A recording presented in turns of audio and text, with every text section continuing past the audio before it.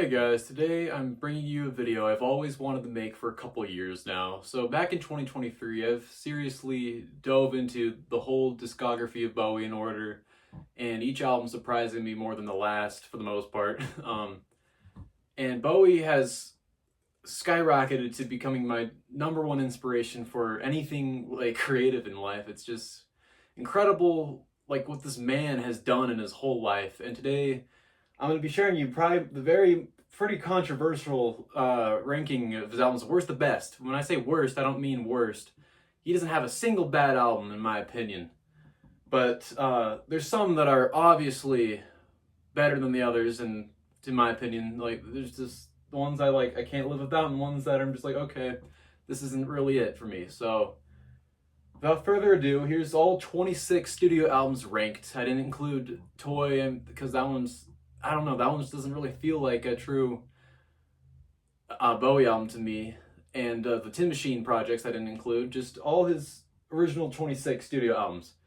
Yeah, the reason why I didn't include Toy is just because it came out 5 years after his death, so it was just kind of like a little bonus thing.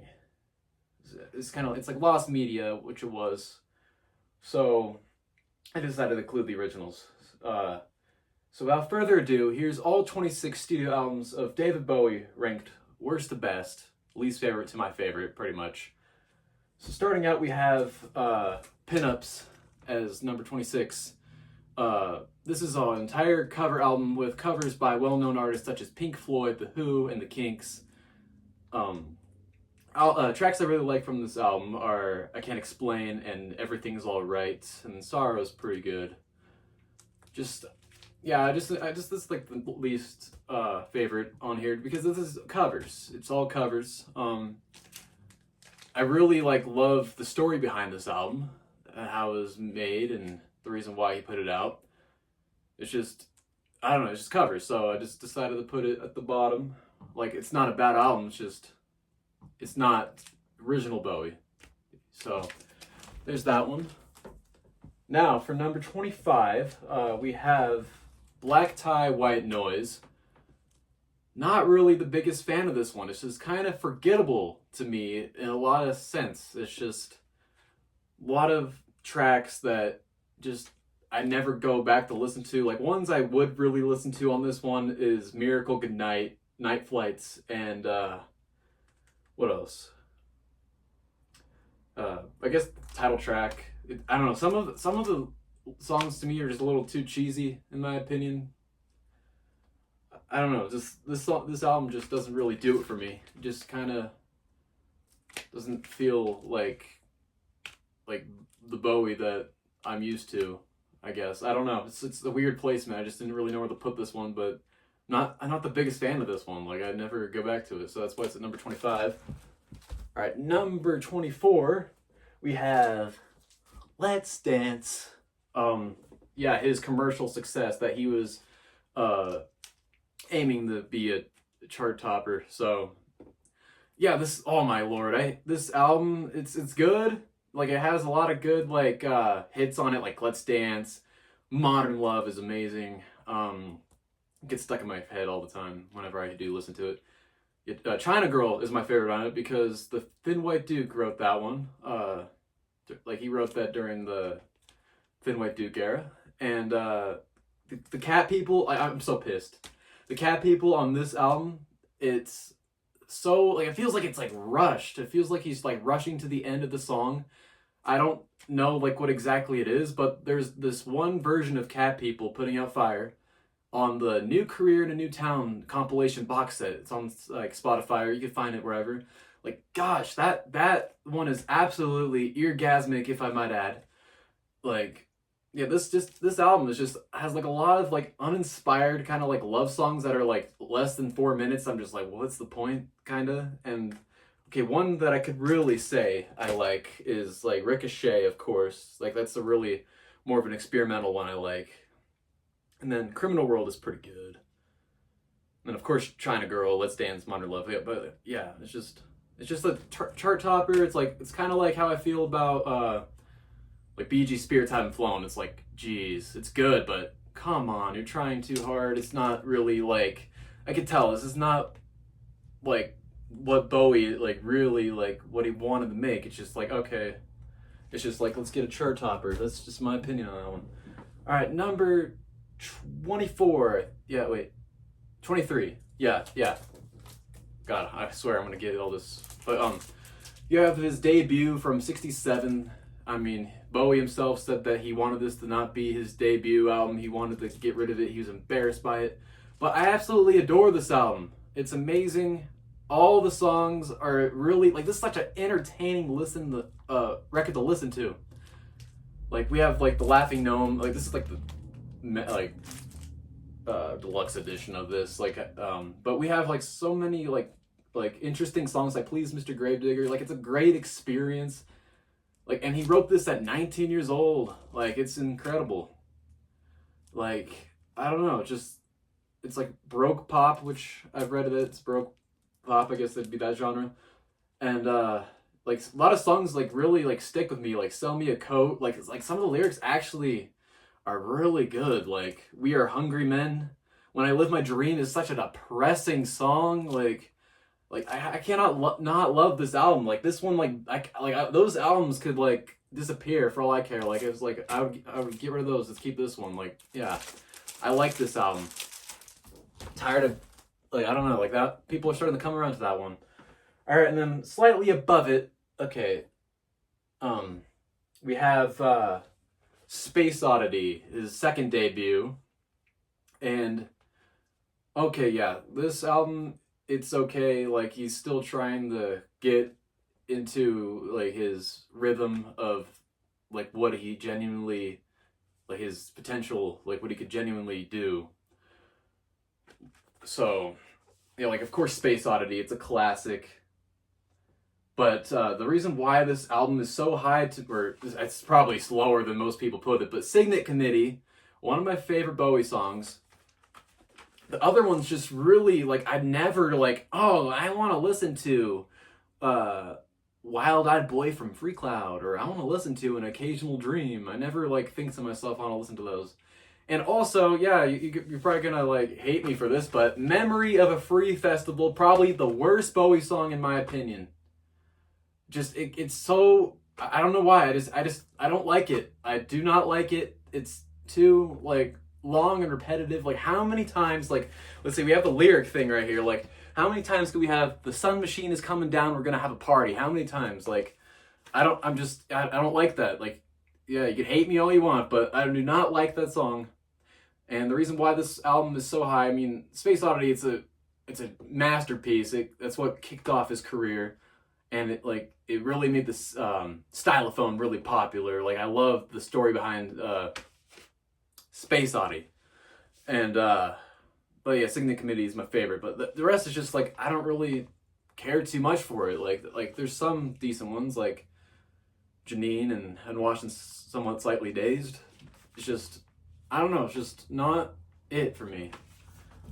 Sorry to say. All right, next up we have. Number one outside, or also known as the Nathan Adler Diaries, a hypercycle from 1995, turning 30 years old this year, by the way. Really cool. There's a lot, like, I like the songs on here. It's just the story of this album. I really appreciate what he was going for with this one. Like, he has Brian Eno, Mike Garson, all the cool guys on this album. And he was building this whole big story, which I guess leaves off on a cliffhanger. Like, I wasn't really into the story. I wasn't feeling it. I'm sorry, Bowie. I wasn't feeling it. But just, like, the songs are cool. Like, I like Hello, Space Boy, The Motel, I've Not Been to Oxford Town. No Control is probably my favorite one. Like, the lyrics, like, wow, they strike you. Just, yeah, I really like the songs in here. It's just, I don't know. It's just, as a whole, it's not my favorite. Like, I can't really, like, I just pick and choose and I play random songs. Like, I rarely put this on and listen to the whole thing.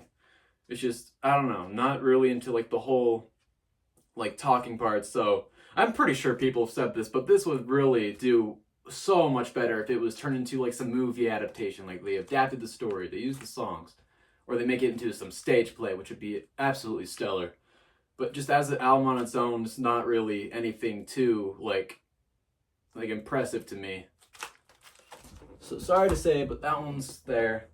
And then next up, this is another one people are going to be surprised to have so high, I guess. But we have Never Let Me Down. It didn't really let me down like it did other people. So the first side, I love the first side, especially Time Will Crawl, some of my favorite imagery used in a Bowie song. And Zero's Never Let Me Down and stuff, it uses that harmonica that we all know and love in some of his most like poignant songs. Day In, Day Out is a great song. I was obsessed with that going to school. Like I listened to that like in the car before school years ago. And then the B side, I love Glass Spider a lot. And then the rest I really don't remember. So I like this album, and the album cover I really like. Like I know like you shouldn't judge a thing by its cover, but like it really just it complements, just it puts it above like than it would be if it didn't have a nice cool album cover. All right, now number 19. This is gonna surprise a lot of you because this album is so highly acclaimed, and I can't believe I'm gonna be like putting myself in this position, especially for its 50-year anniversary coming up in a couple days. So here we go.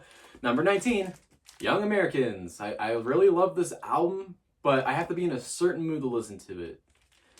Like I love a lot of the songs, like the title track and Wind being my absolute favorite. This is kind of like another case like of Never Let Me Down. The first side is my favorite, and then the second I'm just kind of okay about. Like I love Fascination and Right. Like they're all like so like catchy and like just like really they get stuck in my head, especially Right. Like the whole chorus. Like oh man, like it's so hard to get that out of my head when I do listen to it. Maybe that's why this is so low. No, okay. So yeah, the B side we have the Beatles' Edge of the Universe like on a cover like he's done, and I'm not really the biggest fan of that. I believe I prefer the original compared to the cover. Like I've heard so many better like Beatles covers. The name one I like the I Want You, She's So Heavy, Eddie Hazel cover. Like that beats the original by 10 miles. But and then Fame comes from this one, like one of like his more well-known songs. Like I really do like that one, but it just kind of gets overplayed here and there, like in a lot of movie soundtracks, and I don't know, just not my favorite. So that's why it's at number 19. It just like one of those I have to be in a certain mood, but it's definitely not a bad album by any means. All right, so now number 18 we have his 1999 album, Hours. This album is pretty good. Like there's like one of the most like emotional and beautiful like music videos comes from this album, or like the Thursday's Child is such an amazing song, and the music video that they made for it, I really love that. It's like it gets me. And Something in the Air is awesome. And then some of them are kind of cheesy. Like I'm not really a big fan of Survive. My favorite, like, this is probably, I don't know, I need to make like another video of like my top whatever Bowie songs, but If I'm Dreaming My Life, that, oh my lord, that's one of my favorite like songs of all time. Like yeah, and then Seven's a great acoustic track. Okay, I'm not really a fan of What's Really Happening, especially the whole part where they're repeating just the word yeah. I'm like, okay, shut up please. And then okay, people always like really like talk a lot about this one, The Pretty Things Are Going to Hell. I'm not a fan of that one, honestly. And then New Angels of Promise, Brilliant Adventure. Brilliant Adventure is a great little instrumental piece. I love that one. The Dreamers. I really love this album, especially like the whole album cover. Like I know like you don't judge a thing by its cover, but I just love this album and the theming around it, and it's really Bowie coming back to form of like he's really writing some really stellar stuff here for his last 90s album. So number 18 we have that. And now, oh boy, here's where people want to chop my head off. So we have number 17. Hunky Dory, everybody. Yeah. Oh yeah. Okay. But what's the ranking? Like, I don't want to be like the other people. Like, that's boring if I'm like, okay, yeah, Hunky Dory's like top. Like, honestly, like, that's my honesty. I just not a fan of it too much. Like, I absolutely love it, but it's like another case. Side one's really good, and side two is just all right. Like, I really like side two. Like, Queen Bitch with it's a good one, and Song for Bob Dylan is I don't really, not a fan of that one. Andy Warhol, it's like another one that just, it's a good little like groove they have going on there.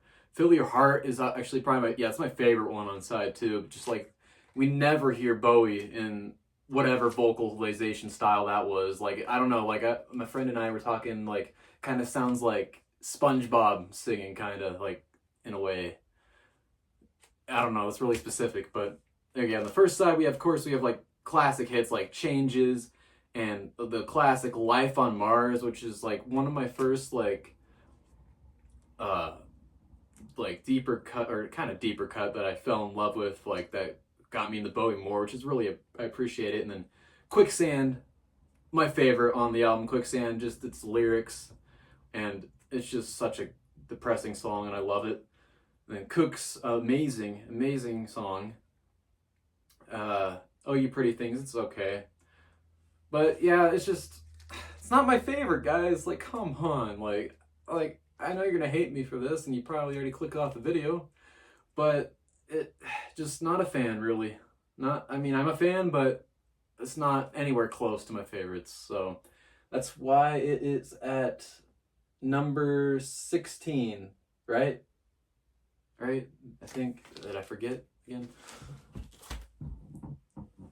Okay, yeah. That's number 16. Okay, now we're in the top 15 over here. And we have probably another one people are going to be surprised I have so low. Heroes, the second installment in the Berlin trilogy. It's so funny, like all these like highly acclaimed trilogies, the Cocaine and the Berlin trilogy, like I have their second, the middle, the bridge piece between the three of them are always like the lowest ranked in my opinion. Like I like Joe the Lion is, I don't know, like there's ones I just don't really care for, like Joe the Lion, but Sons of the Silent Age is my favorite on this one. And yeah, this, I'm surprised I ranked this one so low too, because the way I even got introduced to Bowie was the regular show finale, and they used Heroes as the final song to close out the show, which I'm like, wow, what is that song? And then I listened to it, so yeah, all the way back in 2017. And I don't know, just compared to Low, like I'm not the biggest fan of the instrumentals on here. They're just kind of, they don't really stick out to me as much. And then Beating the Beast is probably one of the best album openers, so I feel like 15 is a good spot for me anyways, so there it is. At 15 we have Heroes. Oh yeah, also freaking Fripp on guitar. I'm surprised, yeah. And Eno, like so many great people. Another album with so many great people is number 14. We have the final installment of the Berlin trilogy. We have Lodger. I really love this album, especially since Adrian Belew, he plays a lot of guitar on it. I just slightly like this one more than that one. So, like, just like Fantastic Voyage, The Assassin, Red Sails, DJ, Boys Keep Swinging. It's such a great album. So many catchy songs. It's just like, it's a big adventure. That's what like Bowie felt like what he's going for. It's like, it feels like a big adventure you're having with this album. And it's like a really unique cover too. It's just him on the ground, and I like the postcard style of like packaging. It's a fun album. It's like, I really like this album. I have a great time listening to it. That's why I slightly put it above Heroes. All right, now number 13, we have, this one used to be one of my least favorite Bowie albums, surprisingly, but it's grown on me in the past year. And it's his 1997 album, Earthling. I love it. I absolutely love it. My favorite song on here being 7 Years in Tibet, and then Dead Man Walking, for sure. And yeah, of course we have, he collabed with 9 Inch Nails, and he did Afraid of Americans. I'm Afraid of Americans, and yeah, it's just such a great, it's like, I don't know, like it just feels like really like, it's like such a hard rock, like metal, it's like really like hardcore, like for like Bowie, it's like one of the most different things he ever put out, and I'm just here for it, man. Like, I love it. I absolutely love this album. I can't believe this used to be like one of my least favorite albums. But yeah, I just like, I always come back to this one. All right, now number 12, another 90s album from 93. This was a soundtrack for this uh, India TV show called The Buddha of Suburbia. I absolutely adore this album. This was another album that used to be, I think I said this was my least favorite Bowie album at one point when I like first listened to it. I'm like, what was that? But this is one that like really grows on you. Like there's like so many like great like instrumental like pieces in here, like Ian Fish UK Air and what else? Like South Horizon. Like there's so many like the mysteries. Like there's so many like great grooves. And then probably my two favorite on the album is Bleed Like a Crazed Dad. Like this probably sounds stupid as hell, but like it sounds like something that could be like ripped like right out of JoJo. Like that would fit perfectly like in like some like high stakes action scene in JoJo's Bizarre Adventure. And then Untitled number 1, probably the one of the most haunting and sad songs. Like I was listening to it like New Year's Eve. And it was just, oh man, it just choked me up, and just, it's such a like that's top 10 songs for Bowie. Untitled number 1. So yeah, Buddha Suburbia number 12. One of his great works. All right, now, okay, here's another surprising entry. Another surprising placement. Number 11. David Bowie, The Rise and Fall of Ziggy Stardust and the Spiders from Mars. The only reason why I put this one like lower than 90% of the population would put it is just, it's just too overplayed in my opinion for like my personal taste. It's just like, it's a classic. It inspired so many artists and inspired me. Like this is like the album, like, okay, this is not the album that made me fall in love with Bowie. That's coming up later, but it's one of the like first albums that you listen to when getting into Bowie, and it's like ones that shine above it in my opinion. Like it's a fun album. It's like it's so many great themes. Like it's a great concept album. It's just one that I can't listen to all the time. Like it just has to be kind of like only a certain times I can listen to it. Like, and then there's like a lot of weak songs on here in my opinion. Like what we have here. Like Hang On to Yourself and It Ain't Easy. Like I'm not, like, I don't know, those just feel like fillers to me. My favorite on this album is 5 Years. For its, like, that's like, okay, yeah, 5 Years. That's like the Bowie song with the most vivid imagery.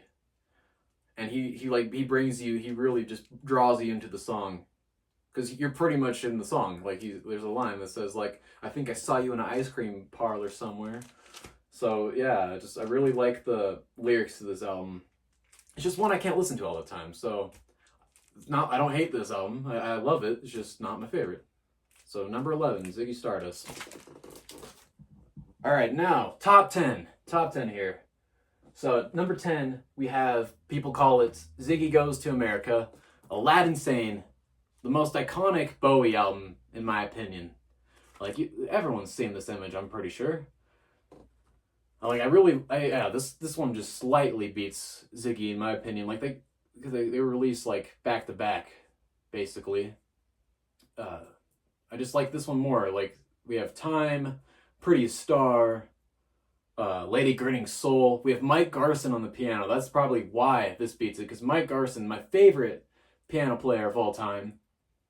Aladdin Sane, that was like the first Bowie song like I listened to like at least like 5 times a day, it felt like, back in the summer of 23. Just, yeah, it's a great album. And like Panic in Detroit, Cracked Actor, so many like iconic performances with this one too. So I really like that one. So I feel like it's a fitting place at the bottom of the top 10 list. All right, yeah, here's like the most surprising. People, I'm so like baffled like how many people hate this album. It's, yeah, like, it's maybe because half of it's covers, but they're good covers in my opinion. So number 9, we have Tonight from 1984. This album, like I have like I just have the most fun time. Like, this is like one of the most fun Bowie albums to listen to. Like, Loving the Alien, Don't Look Down. It's such a great, like, puts you into this, like, it's like great atmosphere all around. The cover of the Beach Boys song, God Only Knows, I love it. Tonight, I don't know, like, hot take, but tonight I feel like that's way better than the Iggy Pop version. I just really like it. Neighborhood Threat, it's a great, like, action-y, like, song. Tumble and Twirl, one of my favorite Bowie songs. It paints a great, like, picture, and it's like such a fun song. Like, I could dance to that all day. Blue Jean, that was the hit from the song, from the album. It's amazing. And then some I'm just not too fond of is Dancing with the Big Boys, but then I keep forgetting, like, the marimba. Marimba, one of my favorite instruments. That's probably why I like this album, is my marimba bias. So sue me for my marimba bias. But here we have tonight at number 9. All right, now number 8. We have his 2013 album. He was having a hiatus from 2003 from his heart attack, and he finally came back, and he's like, yeah, we have The Next Day.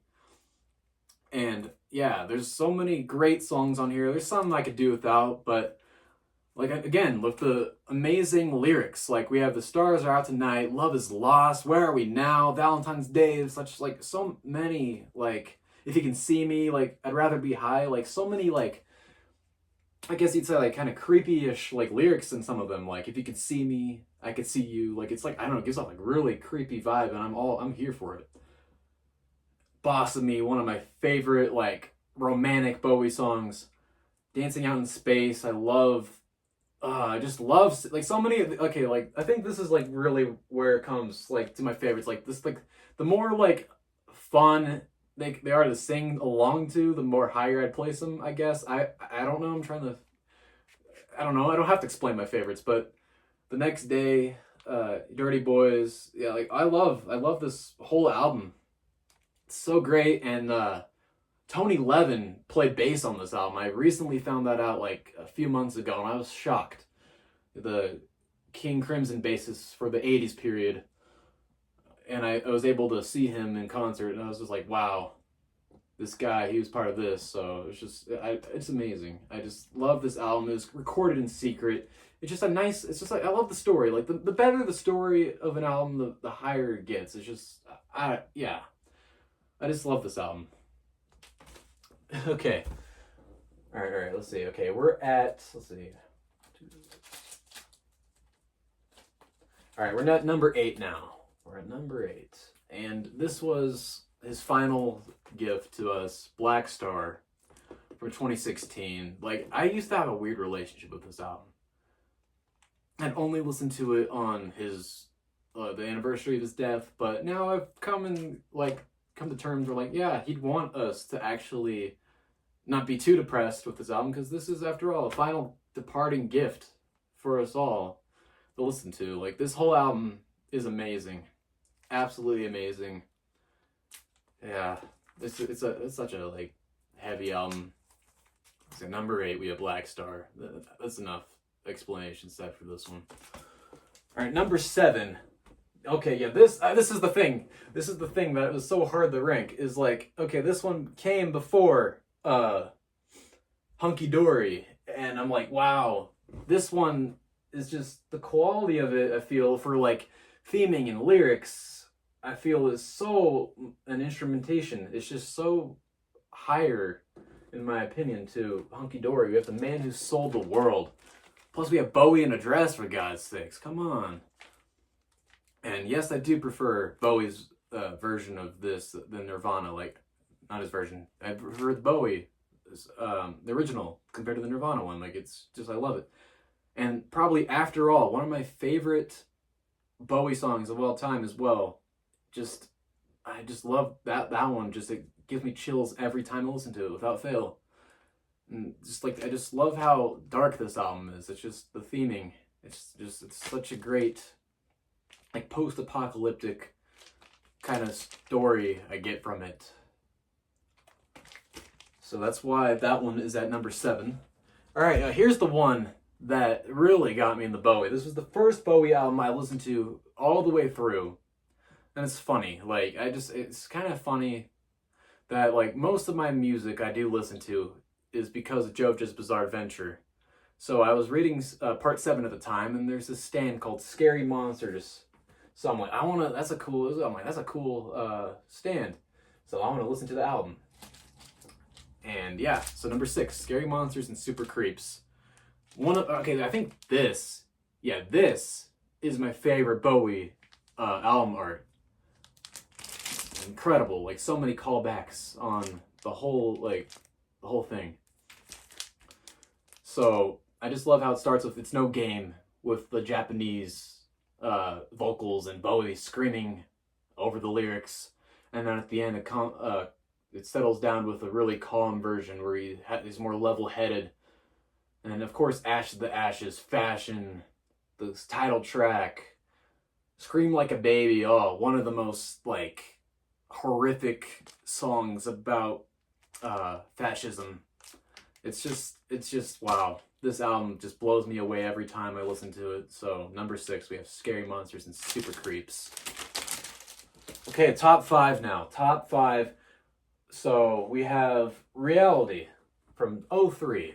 People also put this one really low, but I love every single song on this album. My favorite being Bring Me the Disco King, the album closer. I just love how it just uses Mike Garson's piano and the drums and Bowie's stellar vocals. It's just so simplistic, so haunting, just packs a punch. And then we have some covers on here, like we have George Harrison's Try Some Buy Some. I love just the vibes. It feels like a song you'd be listening to going down, just walking down the streets of France or something. I don't know. I've never been to France, but I imagine if I did go travel there, I'd be listening to that. And then New Killer Star, such a great. I just love the way he's like this. That's the thing about Bowie. Like there's like no other artist can really do this for me except Bowie. Like the way he sings like a couple words, like puts the song like bars above the rest. Like the way he sings all the corners of the buildings in New Killer Star. Just it's so great. Pablo Picasso, such a catchy song. I love to sing along to. They never get old. That one's okay. The Loneliest Guy, really great. Looking for Water, She'll Drive the Big Car. Like all these are just so great. I recommend the whole album. Fall Dog Bombs the Moon, such a fun one. So there we have it. Number 5, Reality. Also like another favorite cover of mine for Bowie. Like people hate this cover, but I love it. Just look at that. Look at that piece of art. All right, now we have the top 4, and honestly, the top 4, it all depends on my mood. Like, okay, the ranking I have them in right now, like, it's not how I would have them tomorrow or yesterday. Like, these change for me on a daily basis. That's how good the top 4 is. Like, these albums, like, I love so much. So number 4 we have his 2002 album, Heathen. It's incredible, except for one song. I Took a Trip on a Gemini Spaceship. I really do not like that song, but the whole album is so good. Like, people really don't like his Pixies cover of Cactus, but I absolutely love it. Like, the vocalization is just superb in that one. And so many songs that I just live for. Like Afraid, Slow Burn, Slip Away, 5:15, The Angels Have Gone. Like, an album is so good, like when it just constantly just changes your thought process. Like whenever I see 5:15 on the clock, what do I think of? This album, the song. It's so good. Just the whole thing is so good, except for that one song, I Took a Trip on a Gemini Spaceship. So that's why it's a number 4. So I think, the top 3 is really the ones that I could be my number 1 pick any day of the week, but it just depends on the mood. So right now, this is how I have it. So we have number 3. Diamond Dogs by Bowie. Available on RCA Records and Tapes worldwide. Diamond Dogs by Bowie. A Main Man production. Diamond Dogs from 1974. And my favorite Bowie song is actually on this, which is, it's 3 songs, but I count it as one. People call it the Sweet Thing Sweet. which it just paints this amazing dystopian just soundscape and imagery. It's incredible. And the one I could probably do without on here is Rebel Rebel. Just, I don't know. It doesn't really fit with the rest of the album, in my opinion. It's just a great experience. Like, this is, and he wanted to create, he got inspired by George Orwell's 1984, and he wanted to get permission to do a stage play, like, with, or musical about it, but the widow of George Orwell was like, no, fuck you. So it's sad. It's sad. I love this album. Like, one of my favorite artworks too. It's just, wow. Like, that's a statement right there. It's incredible. It's incredible. Like, so many songs, like Rock and Roll with Me, We Are the Dead, 1984, Big Brother. Like, the theming, the lyrics, everything is perfect. Everything's perfect in this album. So that's number 3. All right, yeah, now this is like the hardest choice ever. It's like, what's my number 1 album? But at the time of recording this video, this is my second favorite Bowie album, and it's Station to Station. And we've all heard the story. His diet was cocaine, red chili peppers, and milk. And he doesn't remember recording it. All he remembers is that he read it was recorded in California sometime, which is absolutely terrifying. Like, Bowie's, like, ability to create a masterpiece at the worst time in his life just says enough alone about this album. It's mind-boggling how incredible, like, this whole album is. It's like, people say it's too short, but it's quality over quantity. We have 6 perfect songs. It starts off with the menacing, atmospheric Station to Station. Then it gets to the really catchy Golden Years, which seems hopeful but has really dark overtones at the end, with the Run for the Shadows in these Golden Years line. Then we have his Cry for Help, Word on a Wing. Then on the side, too, we have TVC15, which is apparently about Iggy Pop's girlfriend getting sucked into a TV or something, but that's a really, I don't know, that's like, it's a really interesting song. And then Stay, the most, like, hauntingly, like, the most vocally haunting song, if it weren't for the last song of the album that finishes it, his cover of Wild as the Wind. His best vocal performance, in my opinion, ever. Wild as the Wind. It's just very, very, like, haunting, and just, it's a masterclass album. I could not live without this album at all. It's just, yeah, it's inspired me so much. And now we have our number 1 spot. One that came out the year right after Station to Station, and he moved to Berlin with Iggy Pop to get sober with him, and he wrote this, Low, an 11-track album, with the first song being, I guess this is the album that made Krautrock, and the first 7, the first, like, side is, like, a bunch of, like, poppy songs, but the grooves and the instrumentation, it sticks with you.